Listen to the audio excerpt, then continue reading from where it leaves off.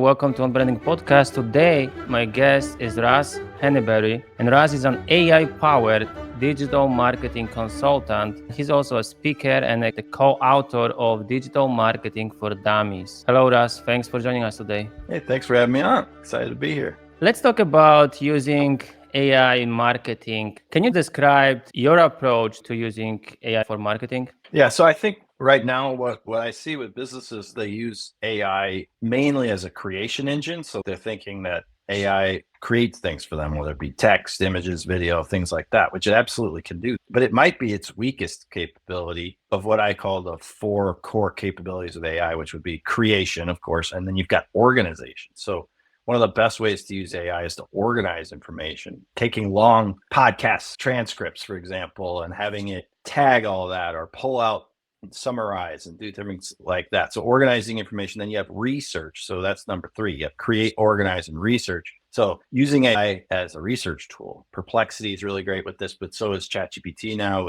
Now it has web connectivity. AI is a wonderful research tool. It cites everything. If you haven't played around with Google Gemini's deep research, it's incredible. Like you set Gemini, you need the paid version of Gemini, but you set Gemini on a path to, it'll visit dozens, if not hundreds of websites to pull together a long research report for you. And then the last one is evaluate. So create, organize, research, and evaluate. So I like to give AI things to evaluate, things I've already created, or maybe things that I've created that the AI has created. So have it evaluate something, give it a scoring rubric, give it parameters and say like, how can I improve this and evaluate this? Really all day long, as a marketer, we are creating things, organizing things, researching, evaluating, and AI can help us with all of those tasks. And I like the way you broke it down. So it all makes sense. And you started talking about tools like Perplexity and Gemini. Gemini is great because it can cite the sources, right? What other tools do you use in your marketing workflow? And maybe you can give us examples of specific tasks that you want to accomplish and then tools that you use for those tasks. Well, you mentioned a couple before we went live here, like you're using Descript, for example. I think it's a fantastic tool for working with video. But honestly, what I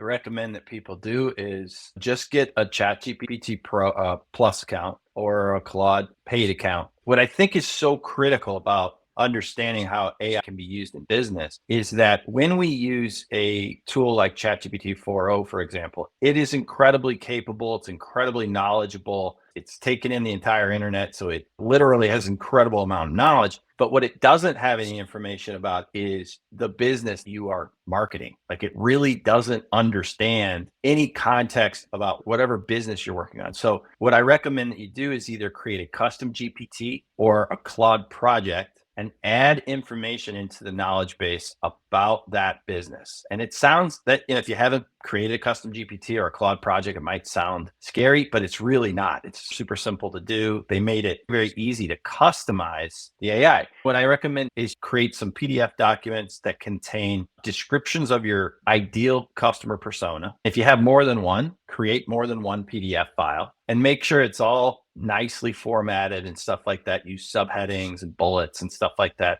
Cover the psychographics and the demographics of your target market, and then make sure that the challenges and pain points of that persona are very clearly outlined in your documents, and take that file and attach it to the AI inside of that custom GPT or inside of that Claude project. Again, might sound really technical, but I promise you that is very not technical at all. You're just going to attach a PDF document to the AI system and save it. And now that AI has additional context. It's incredible how much better it is at marketing when you give it a persona. Now take it a step further and create another document about what you're selling, detailed information about whatever it is you're selling, the service, the software, the physical product, whatever it is, description of that. What is it? How does it work? How much does it cost? Is there a guarantee? All of that stuff. Get it into a very clear document. Attach that to the same AI. Once you start to talk to the AI, you're going to realize, oh my God, thing really understands how to help me market this business. Like it knows what I'm selling. It knows who I'm selling to.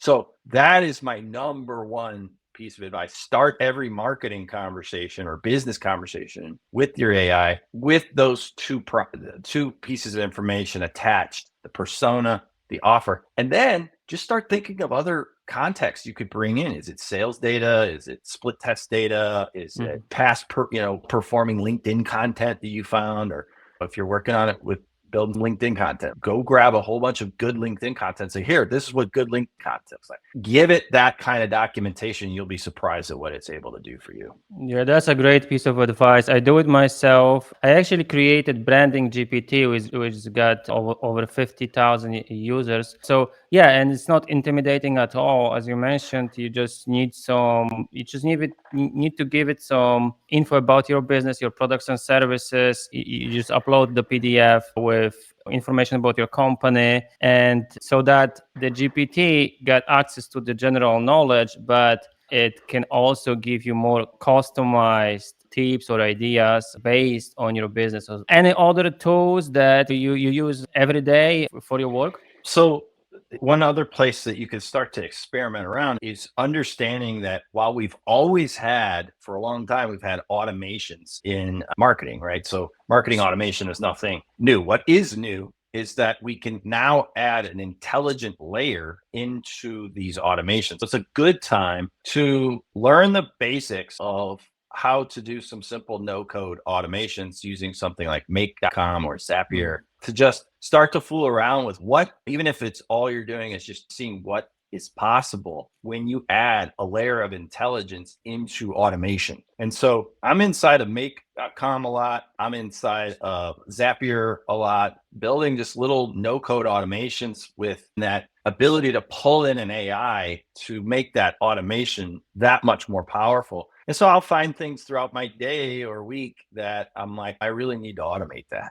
It's more technical than building a custom GPT to use something like Make, but you don't need to be a developer or know how to code in Python to build pretty simple automations and pull in an AI. It's insane what automation can do now that we've got this layer of intelligence. And it's just going to keep getting more powerful as we get into this world of AI agents and all of this that are going to be available. That's really exciting. That was one of my questions. But before we talk about that, can you just talk about what are some of the tasks that take really long time and could be automated by AI, like some specific problems that marketers often struggle with? Some obvious examples would be, writing copy. I know you teach, actually, you have courses and seminars on that, so you probably know better what marketers often struggle with and can be solved by AI. The whole idea of using AI to create copy or content is a fascinating one, right? I think there's a right way and a wrong way to go about it. The wrong way, I think, is to allow AI to write generic boiled chicken copy for you content and then just copy it, paste it onto the internet. I think we're all seeing people doing that, and it's pretty obvious when they are. I don't see that as a good strategy. It's just a waste of time. A better way to approach this, and that does start to get into automation. Of course, all this could be done manually, but a lot of it can be automated using something like make.com. What I'm advising my clients and students to be doing is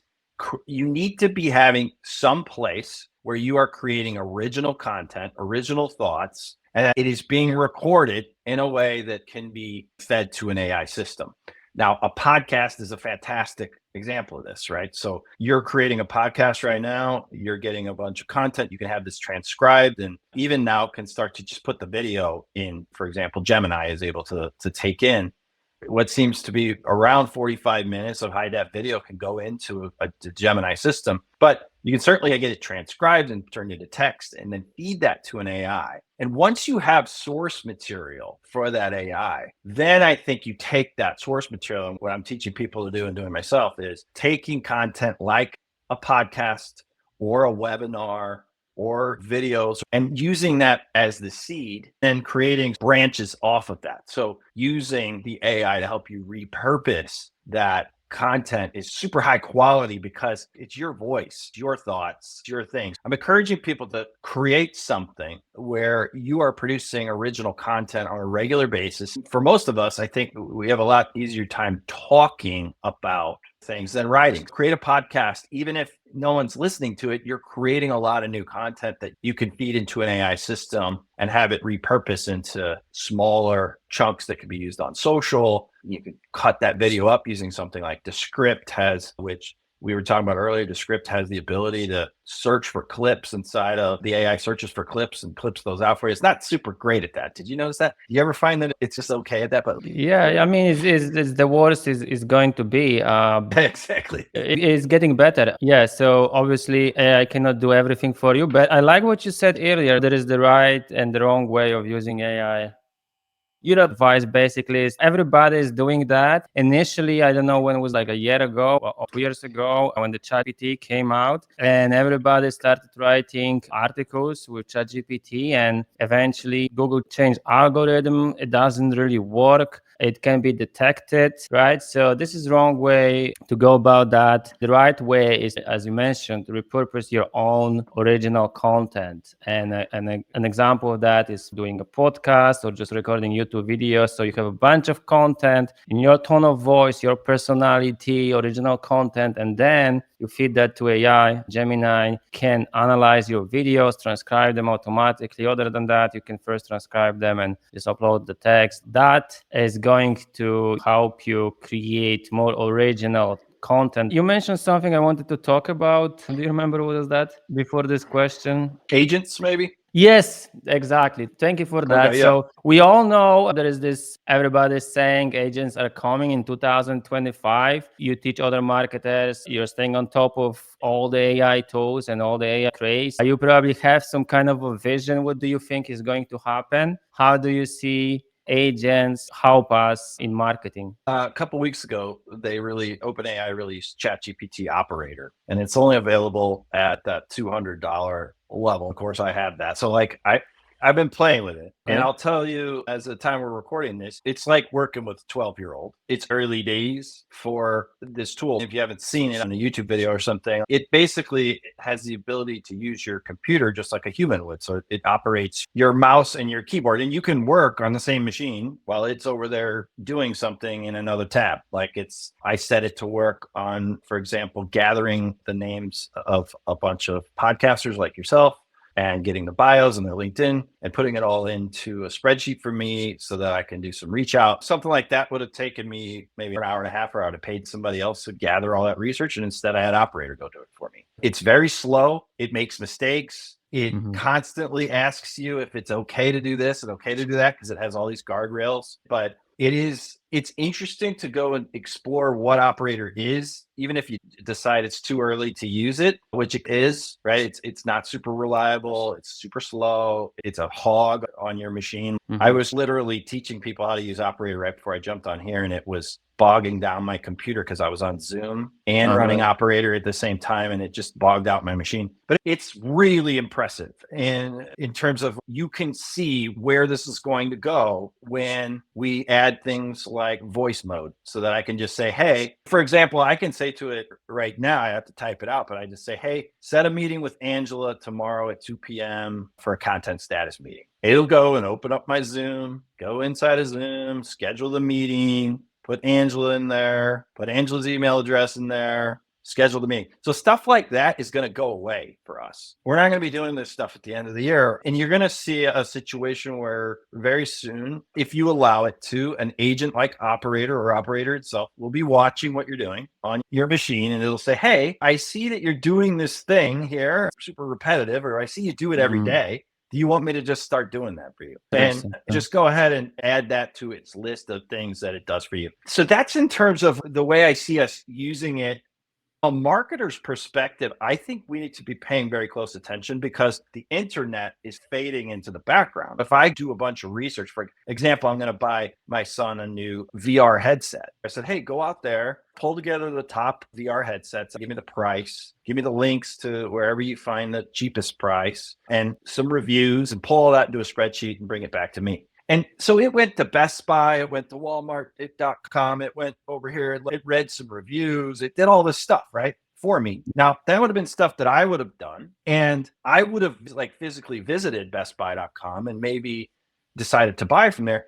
But what's important to understand is that Best Buy's analytics still showed a human visitor from this IP address, I would suppose. It doesn't look to them any different than it looks like when a human enters the site. It's just operating my computer. It's interesting because I think by the end of the year is that there's going to be new ways that we are going to be rolling out the red carpet on our websites and in our applications for agents. What is the best way? Maybe it's not HTML, for example. Maybe it's better if we have versions of our content that it's in Markdown, or because an LLM loves Markdown, or maybe it loves XML, or you get what I'm saying? Yeah. We're going to have new protocols that will emerge because by the end of this year, you will not just be marketing to other humans, you'll be marketing to their agents. And so that visit to bestbuy.com, while I didn't visit there, the visit from my agent could have been just as valuable to Best Buy. I still, after the agent comes back and says, here's what I found, here's what I recommend based on what you wanted. And then I go over there, or I tell it to just go buy that from Best Buy. Go ahead and buy it for me. So a visit from the agent can be just as valuable as a visit from the human, or maybe more. Right? We're going to see a new discipline in marketing, similar to how we would structure a website for SEO, for a website crawler like Googlebot. We will see a new protocol, I think, or new ways that we are structuring web. And I think probably in 2 years, your company will have an agent. Every human will have an agent. Your agent will go out and talk to other agents and make offers to that agent. Here's the discount we have, like different things. Talking to that agent, bring everything back to me or the consumer. And then based on a set of criteria and instructions. So it's wild, man. Like it's pretty wild. No, it is. Exactly what's happening. Interesting take on that. You think agents will first be watching us doing things, learn from that, what we do, how we do it, and then try to take over when it's appropriate, right? And then eventually, step by step, it will take over some of the repetitive, mundane tasks that we do on a daily basis. I agree. Everyone's probably going to have a custom agent tailored to whatever they do. I use ChatGPT, I use Claude, all of them basically every day for different purposes. Analyzing content, as you mentioned, those 4 things at the beginning, just as a reminder. Creation is the obvious one, but you also mentioned organization, research, and evaluation, right? That's great. We've covered a lot. And for those who want to learn more, I encourage visitors to visit your website, which is jointheclick.ai. Can you just briefly describe what do you do there, how you help other marketers succeed with AI? So jointheclick.ai, the membership is called The Click. There's a free version where we're doing lots of training, like today's training on Operator was free. I'm just showing people what marketers should know about Operator and showing demonstrations of it. So there's a lot of free training on jointheclick.ai. And then there's the paid side where I do more advanced trainings around things like customizing AI, using what we talked about earlier with attaching documents and what those documents should be and all that kind of stuff. We do some stuff in make.com with building agents and automations in the paid side. It's $348 a year. So I try to keep it super affordable for people to get this AI training. I think we're different because we use a sandbox approach. Pretty much every training has a set of instructions, resources, and exercises that we do. So you're actually playing inside of these systems. I find this fascinating and I have a lot of fun with AI tools. And what we do at The Click, we play with the tools. Like we're like, okay, let's go and build a marketing plan in ChatGPT. And here's what we're going to bring into the system for context. And at the end of that little training, they're usually about 60 minutes, we have something like a marketing plan. So we do a lot of that kind of training over there. Yeah, so you actually show people how to do it step by step and use all these tools. Yeah, you guys check it out. And for those who have some questions or just want to connect with you, what is the best way? Are you active on LinkedIn, on social media? Very active on LinkedIn. So go over to there and just say hi, connect with me. It's Russ Henneberry on LinkedIn. Okay, so we're going to link to your LinkedIn as well. Thanks for coming on the pod. Thank you. I had a great time.